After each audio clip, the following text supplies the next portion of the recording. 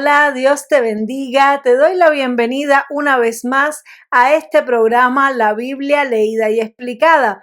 Hoy vamos a continuar estudiando el Evangelio según San Marcos, capítulo 2, y vamos a estar leyendo un pasaje que se titula Llamamiento de Leví. Se encuentra en los versículos del 13 al 17, pero antes, como siempre, vamos a orar. Padre, te damos muchas gracias por este momento especial donde nos acercamos a tu palabra. Te ruego, Dios mío, que tú me uses para tu gloria, Señor, que pongas palabras en mi boca, que tú fluyas, Señor, a través de la lectura y explicación de tu palabra, Señor, y que edifiques los corazones de todos mis hermanos y el mío también, Señor. En el nombre poderoso de Jesús, amén y amén. Gloria a Dios. Así que vamos a leer en Evangelio de Marcos, capítulo 2, verso 13, dice así. Después volvió a salir al mar y toda la gente venía a él y les enseñaba. Y al pasar vio a Leví, hijo de Alfeo, sentado al banco de los tributos públicos y le dijo, sígueme. Y levantándose le siguió. Aconteció que estando Jesús a la mesa en casa de él, muchos publicanos y pecadores estaban también a la mesa juntamente con Jesús y sus discípulos, porque había muchos que le habían seguido. Y los escribas y los fariseos, viéndole comer con los publicanos y con los pecadores, dijeron a los discípulos, ¿qué es esto? Que él come y bebe con los publicanos y pecadores. Al oír esto, Jesús les dijo, los sanos no tienen necesidad de médico, sino los enfermos. No he venido a llamar a justos, sino a pecadores. Gloria a Dios. Y bueno, aquí en el contexto, este pasaje, esta historia ocurrió, estaba Jesús desarrollando su ministerio en la región de Galilea. Habíamos visto en el capítulo pasado que estuvo predicando en una casa y sanó a un paralítico. Y luego nos dice que después volvió a salir al mar y la gente venían a él. Es decir, en este momento, en esta etapa del ministerio de Jesús, mucha gente le seguían por los milagros, sobre todo que Jesús hacía. Los paralíticos estaban siendo levantados, los enfermos estaban siendo sanados y todo el mundo tenía curiosidad por Jesús y le seguían, le buscaba. Pero Jesús, ¿qué hacía? Cada vez que él veía a las multitudes, él les enseñaba la palabra de Dios, lo cual es muy importante. Entonces vemos que dice que al pasar vio a Leví, hijo de Alfeo. Leví, este hombre es Mateo.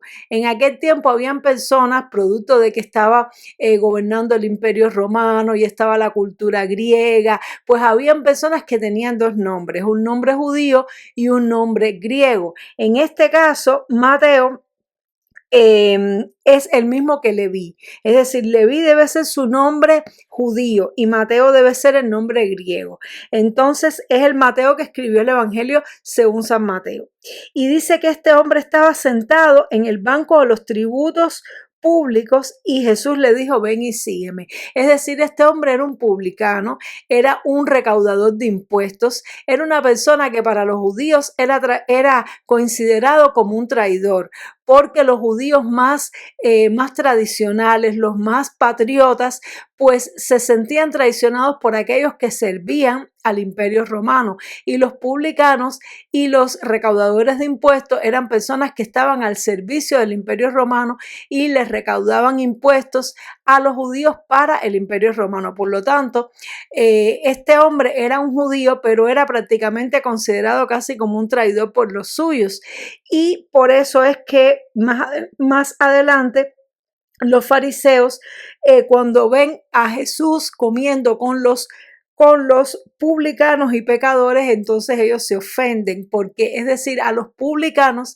a los que se dedicaban al servicio público del Imperio de Roma, pues eran mal vistos y eran unidos juntamente con las personas que vivían una vida pecaminosa delante de Dios, mientras que los fariseos y los escribas eran muy patriotas, muy tradicionales. Ellos entendían de que no debía el pueblo de Israel estar siendo gobernado por una nación pagana, y por eso había estas diferencias y estas fricciones dentro de los mismos judíos. Entonces, que un hombre como este, un rabino, porque en aquel tiempo Jesús era considerado un rabino, le dijera sígueme, era como un privilegio demasiado grande, porque los rabinos solamente escogían a los alumnos más aventajados de la sinagoga para de ahí que fueran sus discípulos para ser futuros rabinos.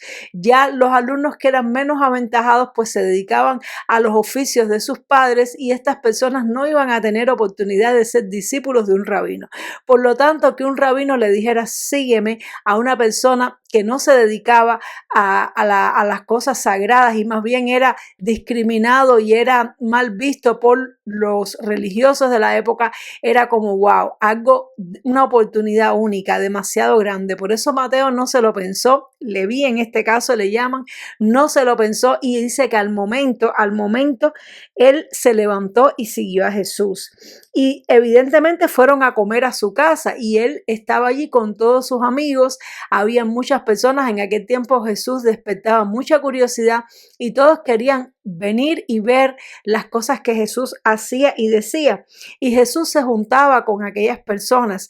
¿Para qué? Para poderles llevar el reino de Dios, para poderles mostrar el camino a Dios y para que estas personas se arrepintieran de sus pecados. Jesús ama a los pecadores y esto es algo tremendo porque chocaba con los religiosos de la época. Es decir, los fariseos eran personas que entendían que la manera de estar cerca de Dios era alejarse del pecado y de las personas que practicaban el pecado. Tenían numerosas reglas, tenían una vida como muy separada. De hecho, la palabra fariseo en su significado significa separado. Y para ellos la santidad era cumplir la ley, no solamente la ley de Dios, sino un montón de leyes que ellos mismos se habían inventado para poder aplicar y para poder cumplir los mandamientos de Dios. Y por lo tanto ellos interpretaban que relacionarse con los pecadores era como ensuciarse de alguna manera con el pecado. Por lo tanto, ellos no podían entender que una persona que es representante de Dios, que viene predicando y hablando en nombre de Dios, se junte con los pecadores. Y esto es algo tremendo porque son dos formas distintas y dos conceptos distintos de la santidad. ¿Por qué Jesús podía sentarse con los pecadores, comer con ellos y no era contaminado por su pecado?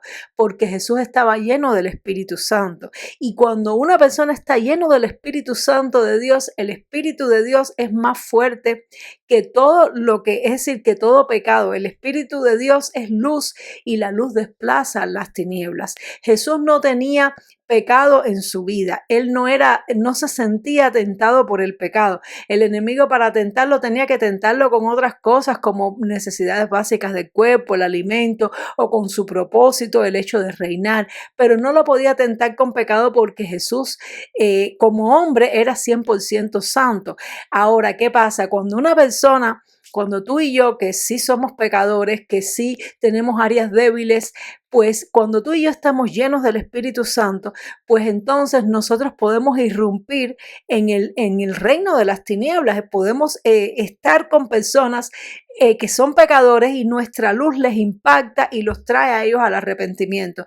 Pero cuando nosotros estamos vacíos de Dios y lo que practicamos es una religión, pues no podemos acercarnos a los pecadores porque no tenemos esa fortaleza espiritual y más bien lo que nos sentimos es tentados por el pecado. Y esto es un dilema que siempre ha habido en las iglesias porque es verdad que el Señor nos dice en su palabra que Él nos ha sacado del mundo, Él nos ha rescatado del mundo, Él nos ha rescatado del pecado. Y es verdad que el creyente no debe estar, es decir, para poder vivir una vida para Dios, debe alejarse de algunas cosas, de algunos ambientes que le van a hacer caer de su condición, le van a hacer piedra de tropiezo y le van a hacer de tentación.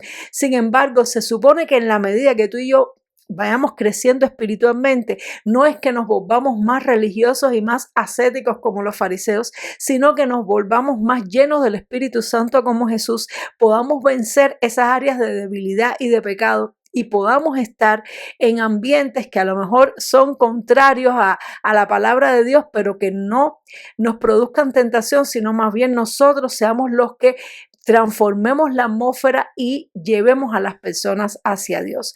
Ahora, esto Ahí se supone que debe ir nuestro crecimiento espiritual. Pero una cosa muy importante también es destacar que Jesús, a pesar de que Él está lleno del Espíritu Santo y a pesar de que Él, es decir, no era tentado por el pecado, Jesús en estos ambientes no estaba solo, Él estaba con sus discípulos. Y eso es muy importante también, porque a veces decimos, bueno, vamos a ir allí a donde están las personas que no tienen a Cristo o que están reunidas en lugares, vamos a ir allí para llevarles el Evangelio de Dios, pero tenemos que tener cuidado, ya que si por ejemplo nosotros venimos de ese mundo y somos tentados por eso, pues a lo mejor o no somos la persona correcta para ir a hacer esa tarea, o a lo mejor tenemos que ir acompañados de otras personas.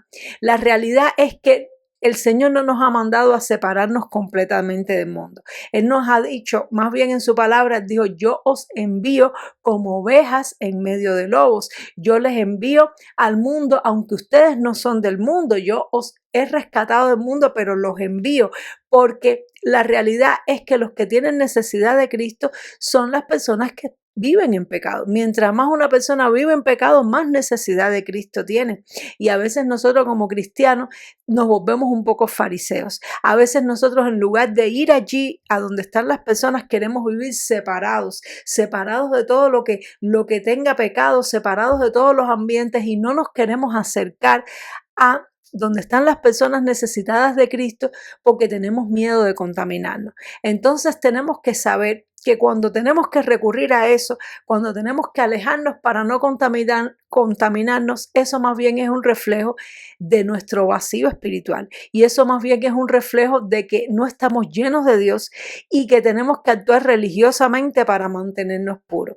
Pero cuando tú y yo, mientras más tú y yo buscamos y nos llenamos de Dios, Él va a ir sanando, Él va a ir restaurando nuestra vida, Él va a ir eliminando esas huellas de pecado, esas debilidades que tenemos, y eso, nuestro crecimiento espiritual nos debe acercar más a las personas necesitadas y no alejar de ellas. Y eso nos sirve como termómetro, como medidor espiritual. Entonces la conclusión de esta palabra no es que tengamos nosotros que ir allí, ya vamos a meternos en las discotecas y en los lugares porque allí están las personas que no tienen a Cristo, sino más bien evaluarnos y decir, ¿qué pasaría? ¿Cómo yo estoy? Yo estoy viviendo una vida donde me estoy alejando todo el tiempo de la gente por miedo a contaminarme, o más bien me estoy acercando a donde está la necesidad porque tengo la luz de Cristo. Y no usar esto tampoco como pretexto para el pecado ni como pretexto para la carne, pero sí saber que Dios no nos ha llamado a estar entre cuatro paredes, Dios no nos ha llamado a alejarnos, sino más bien a llenarnos del Espíritu Santo, a unirnos e ir allí donde están las personas necesitadas, porque los fariseos se escandalizaban, pero Jesús lo dijo claramente, los que no tienen necesidad de médico, pues los que no están enfermos no tienen necesidad de médico. Donde hay necesidad de Cristo es allí en las calles, es allí en los lugares donde se reúnen las personas que no tienen a Cristo. Y nosotros como iglesia deberíamos ser más intrusivos en ese sentido. Deberíamos llenarnos más del Espíritu Santo e ir a los lugares y compartir con las personas que no tienen a Cristo, para que estas personas tengan la oportunidad de conocerle, tengan la oportunidad de arrepentirse y se conviertan ellos a nosotros y no nosotros a ellos. Espero que esta palabra te haya sido bonita, te haya sido interesante, te ayude a reflexionar y a replantearte algunas cosas en tu vida, y nos vemos Dios mediante en el siguiente programa para continuar estudiando la bella palabra de Dios. Dios te bendiga mucho. Chao.